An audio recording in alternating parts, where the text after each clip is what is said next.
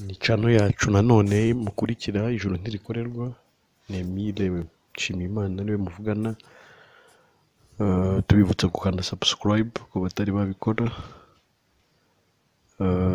kugira ngo dukomeze kubana mu biganiro byose dutanga binyuze kuri iyi channel. Ushaka kujya kuri group ya WhatsApp ni 07844257. Uri hanze y'u Rwanda ni +257844257. Nikaze kugira ngo dukomeze dusangire ukuri kw'ijambo ry'Imana. Ndagira ngo rero aho hantu tuhatinde hanyuma tujye twareba n'ibyo bindi nyine, kuko twabonye ko icyo kimaze kuboneka ibindi byose abantu bagira gute babyongererwa. Ubwo rero tubanze tumenye iki. Hari umuntu ufite ikibazo kujyanye n'ubugingo bora. Hari umuntu wumva agifite isengesho ryo gusengera iherezo rye. Hari umuntu utaramenya ko iherezo rye ari ryiza kubera Yesu.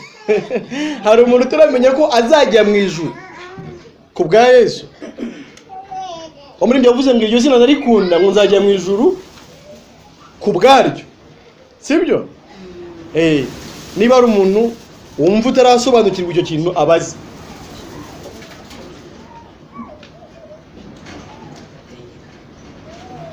Sibyo?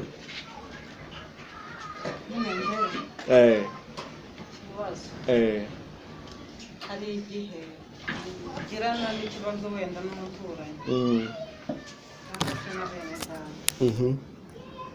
Noneho bakavuga ngo utagiye kumusaba imbabazi.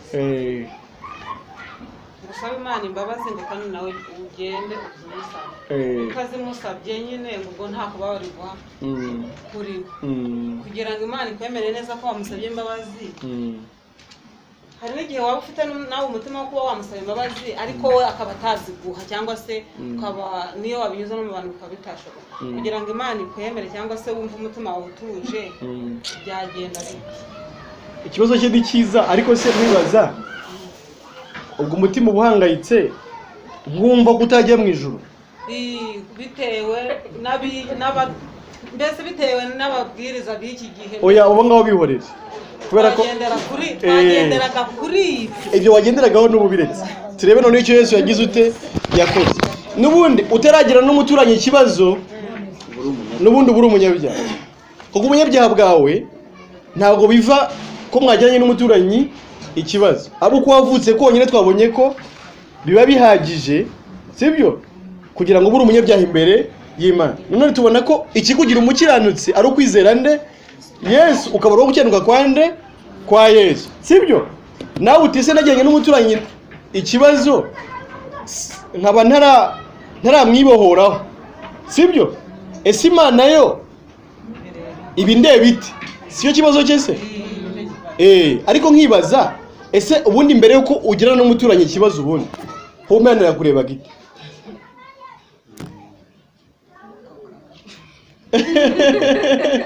Ubundi se wari umukiranutsi? Sibyo? Yakurebaga uri umukiranutsi cyangwa uri umunyabyaha? Mbere yuko mugira n'umuturanyi ikibazo ubundi wari iki? Wari umunyabyaha. Noneho tube turetse icyo gihe. Ubundi kano kanyeho nyuma yo kumva ubutumwa bwiza, uburyo waba umukiranutsi byo wabyumvishe? Wabyumvishe? Wumvishe bisaba iki? Kwizera. Kwizera iki? Ko nabwo abantu baravuga ngo barizera ariko washaka icyo bizera ukakibura. kwizera uwakubabarijwe ukemera ko utakibabajwe kuko hari undi wakubabarijwe. Si icyo ngicyo? Si icyo ngicyo? Ako wakagendanye. None se Yesu azongera kubabazwa? Yesu umva akabazo kanjye, Yesu azongera ababazwe? Ntabwo azongera kubabazwa. Yababajwe rimwe gusa kubw'ibyaha byawe. Tujyane umve tuganire. Garuka hino. Buretse gato uhita ubaza papa. Buretse gato. Ntabwo azongera kugira ute?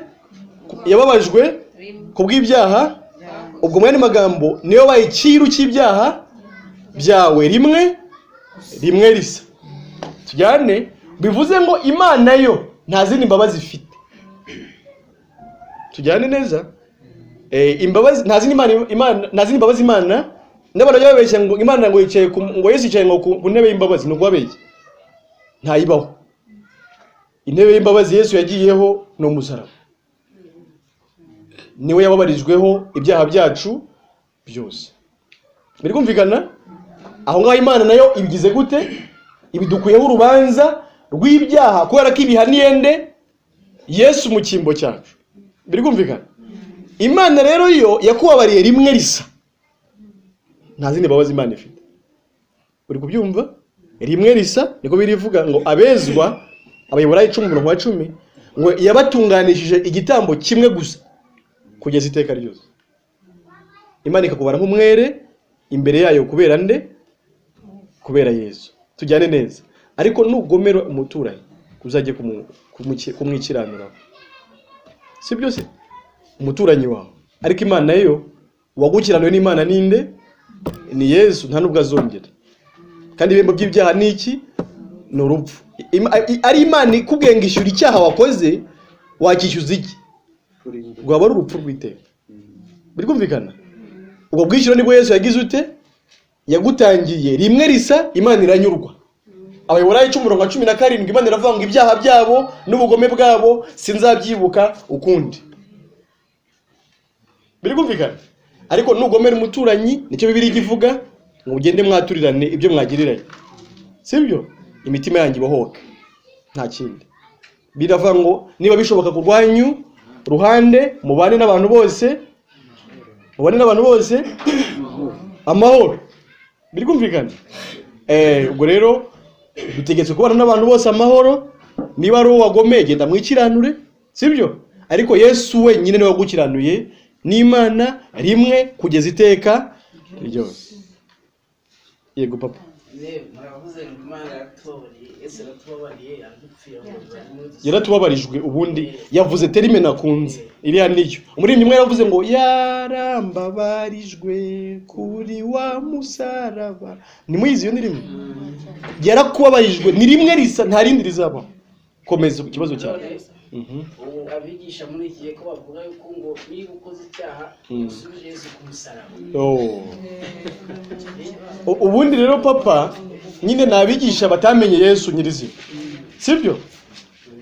Ubundi umusaraba mwumva icyo ari cyo? Ubundi umusaraba Yesu ntago umusaraba Yesu yabambweho ari igiti gihagaze n'ikindi gitambitse. Sibyo?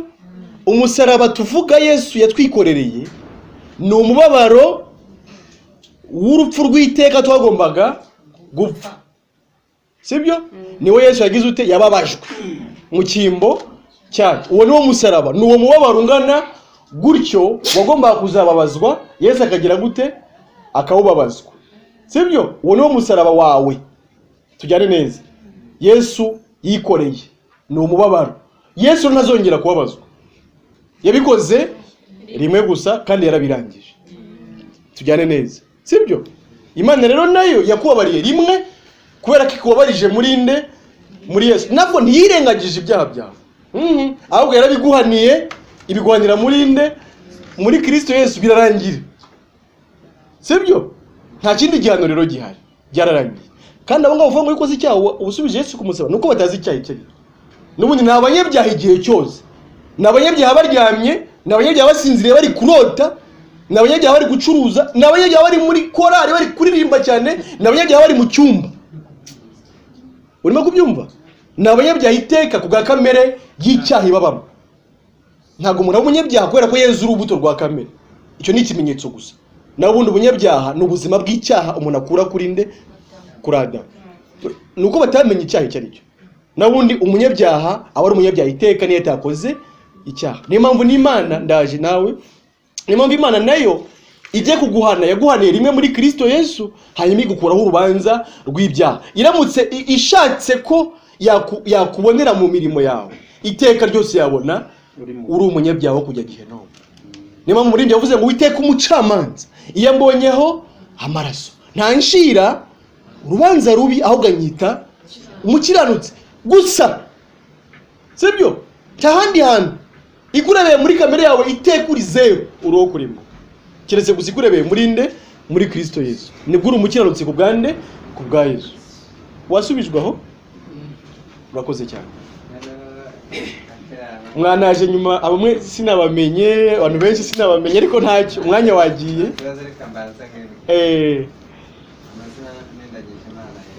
Yego Eric.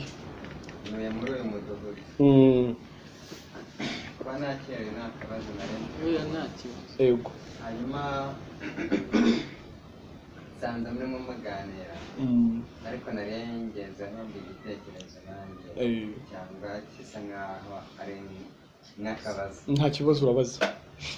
Ngaho mwakomeje kuvuga umuntu ngo uburyo bwo gukiranuka, ariko ubwo mwiyebaza ngo kugira ngo umuntu akiranuke cyangwa se umukiranutsi ni muntu ki? Yego, ikibazo cyiza. Umunyabyaha ni muntu ki? Ikibazo cyiza rwose. Umuntu w'umunyabyaha ashobora gukora iki bakiranuka? Yego, niba gukiranuka bitashingiye ku bw'imirimo y'umuntu. Yego. Aha, uravuze uti se ko uvuze uti kubw'icyo umuntu yakora ntabwo cyamugira umukiranutsi, none icyagira umuntu umunyabyaha cyo cyaba ari nk'igiki? Caprito byagenda gute? Nibe ibyo umuntu yakora ubwe bitamugira umukiranutsi, noneho byagenda gute kugira ngo umuntu abe umukiranutsi? Wavuze n'irindi jambo Yesu yavuze nkunda, avuga ngo ikijya mu muntu ntabwo ari cyo cyanduza, ahubwo kimuvamo nicyo cyanduza, sibyo?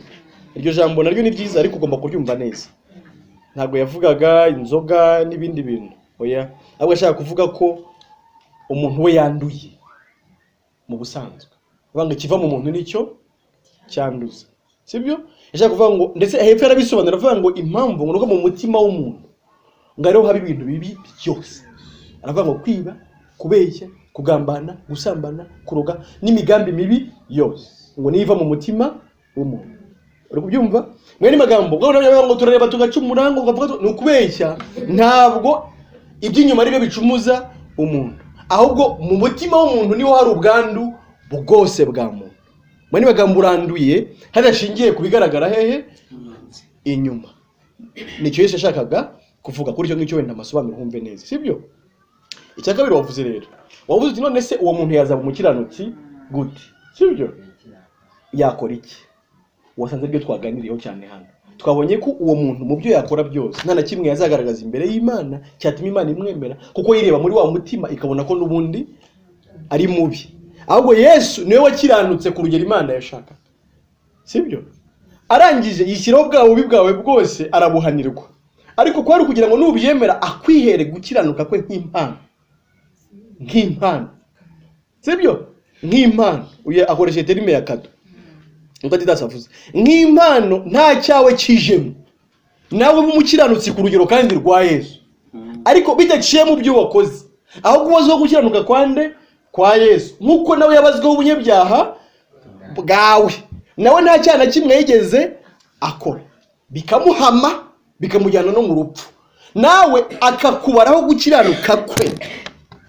Imana ikakureba ikavuga ngo Eric ni umukiranutsi nka Yesu, ariko ntacyo gukiranuka Eric yagize ute yakoze, kuko muri we nta kibamo, ahubwo yambitswe gukiranuka kwa Yesu nk'impano. Sindiri muri kunyumva neza? Iyo mpano yo gukiranuka umuntu ahabwa na Yesu niyo imwesha kujya hehe mu ijuru. Bisaba ngo ubarweho gukiranuka kundi utari wowe. Wabyumvishe? Kuko wowe utabasha gukiranukira Imana ngo ikwemere. Bisaba rero ko noneho gutsindishirizwa. Twabisobanuye kare magambo arambuye, dutanga n'ingero. Bisaba ngo utsindishirizwe, ubarweho gukiranuka kundi muntu utari wowe. We wakiranutse, kandi uwo muntu nta wundi ni Yesu. Niwe wakiranutse ngo wowe Eric uzajye mu ijuru, ujyanywe no gukiranuka kwande kwa Yesu. Nkuko wakiraniwe wowe bikajyana Yesu hehe mu rupfu, nawe yarakiranutse kugira ngo gukiranuka kwe bigweshe kujya mu ijuru. Ubwo Eric yaba umukiranutse n'aka kanya, kuko mu Baroma 10:10 niko avuga. Aravuga ngo umutima ni w'umuntu yizeza akabarwaho gukiranuka. Biri kumvikana? Akanwa akaba ariko yatuza, akaba arakize, akaba arakijijwe, bikaba birangiye.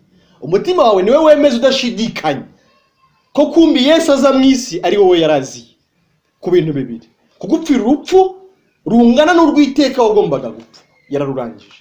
Ubwo nta rubanza rw'icyaha rugize gute rukikuriho, kubera ko ibihembo by'ibyaha ni iki? Ni urupfu. Nirwo Yesu yagize ute? Yapfuye. Icya kabiri kwari kugira ngo akiranuke ku gato na kanini mu cyimbo cyawe. Uko gukiranuka akoreye azakukwihere nk'impano.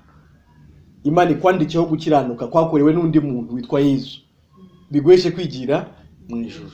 Niyo mpamvu ijuru ari impano y'Imana. Ibihembo by'ibyaha ni urupfu, ariko impano y'Imana ni ubugingo buhoraho muri Kristo Yesu. Wa mugore waganiriye na Yesu ku iriba yaramubwiye ngo ngiye waruzi gusaba amazi uwo ari we, ukamenya n'impano y'Imana, ngo nawe umusabye akakwihera amazi y'ubugingo. Ubugingo buhoraho ni impano, ijuru ni impano umuntu ahabwa kuba kwizera nde? Yesu. Akabarwa gukiranuka kwa nde? Kwa Yesu. Imana ntiyongera kukubaraho icyaha. Hari amagambo David yavuze kare avuga ngo muri Kristo Yesu aba mu Bakorinto ba 2 igice cya 5 umurongo wa 18 gutyo, ngo muri Kristo Yesu niho Imana yiyungiye n'abari mu isi ntiyabikibabaraho ibicumuro byabo. Kuki uri kubyumva? Ibyo yakubaragaho byose yabishyize kuri nde? Kuri Yesu. Kandi yarabimuhaniye n'igihano cyagize gute? Cyararangiye. Nta kindi gihano gihari.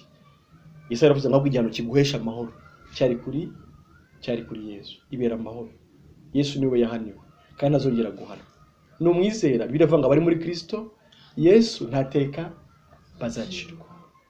Imana iguhanye wizeye Yesu nayitesheje agaciro urupfu rwande rwa Yesu, kuko yamuhereje kugira ngo ahanwe mu cyimbo cyawe. Hanyuma rero abanyamadini sinya n'abatindaho nyine, kuko ibyabo nyine nabyo birokwabye kandi binyuranye nyine n'ijambo. Natwe twahoze mu madini twanabayemo igihe kinini cyane dushakisha ugukiranuka turakugura.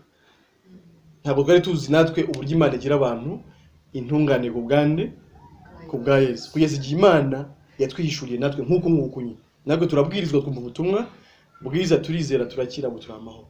Hanyuma rero bo impamvu nuko bashakira gukiranuka mu mirimo. Kandi kare utaraza twarebye uburyo kera hari abantu bazaniye Yesu umugore ngo bamufasha agira ute? Asamba. Baravuga ati twamwifati tumunyabyaha ngo turamuzi. Kandi amategeko avuga ko wafashwe asambana aterwa amabuye kugeza atuye. Yesu arababwira ati nta kibazo, ariko nkeneye umuntu udafite icyaha muri mwe ngo abari ubanza kumutera ibuye. Ngo arunama yandika hasi. Buretse gato yarangije kwandika bose bagize ute? Bagiye. Mwene magambo imbere yose bose basanze ari abanyabyaha. Cyakora hagati yabo bararebaga bakabona wa undi ari we munyabyaha kubera ko icyo yakoze banamufasha, ariko ku Mana ho abantu bose ni kimwe, ari ababikoze n'abatabikoze bose baranga. Ubwo rero ibiba hariya ni imirimo y'abantu nyine yo kwigaragaza. Bereka ivanga ibyo bakora byose bikorera gushimwa n'abantu. Niko bibivuga. Sibyo? Ngo ariko Imana ngiza mu mitima yabo. Kandi cyogejwe imbere y'abantu ngo nikizira imbere y'Imana. Luka 16 ngera mu 15. Wakoze gukurikira ibiganiro byacu. Tukibutsa ko ibi biganiro bikomeza, tugusaba niba utarabikora kugira ngo ukande subscribe kugira ngo ntihagire ikiganiro na kimwe kigucika, ariko kandi tugusaba no gusangiza abandi iyi channel kugira ngo ubutumwa bwiza wumvishe bugere no ku bandi, kuko niko ijambo ry'Imana ritubwira ko nkuko twaherewe ubusa natwe tutangira ubundi.